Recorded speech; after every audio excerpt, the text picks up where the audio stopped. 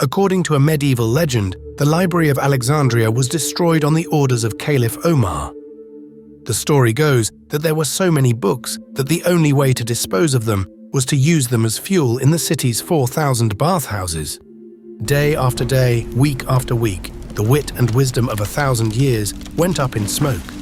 Bits of blackened books rained on the weary rooftops of Alexandria, and it supposedly took 6 months to burn them all. However, this tale never actually happened. By the time of Caliph Omar, the library had already vanished, shrouded in mystery. Its site has never been discovered and is unlikely to ever emerge from its concrete tomb beneath the modern metropolis.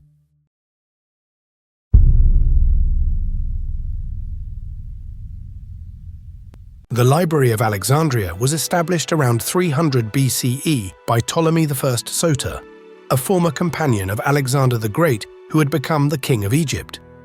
By assembling texts and intellectuals, Ptolemy aimed to enhance the reputation of his kingdom and its capital, Alexandria. To achieve this, he offered generous stipends to scholars and aggressively acquired books.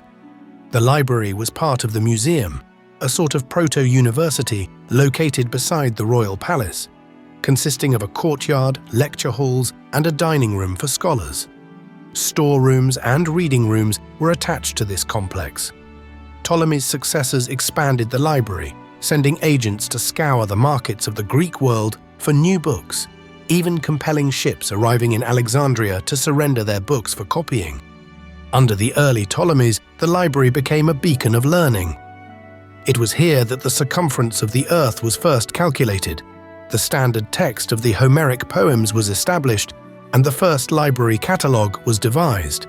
The library attracted scholars from all over the Greek world, leading to significant intellectual achievements.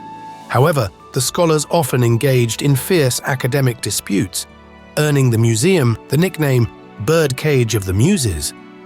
Despite its fame, the library's fortune declined under the later Ptolemies, who had less money and less interest in funding scholarly endeavors.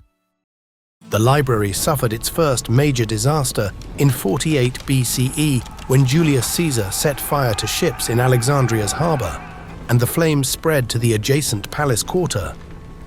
Ancient authors are divided on the extent of the damage, but it is likely that part of the library was destroyed.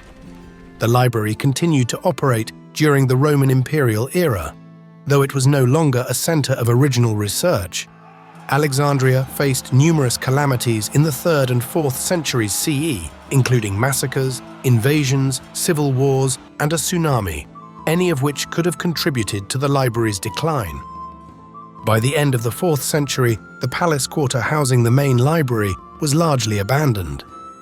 The branch library in the Serapeum, established by Ptolemy II, was demolished in 391 CE during violent clashes between Christian and pagan mobs.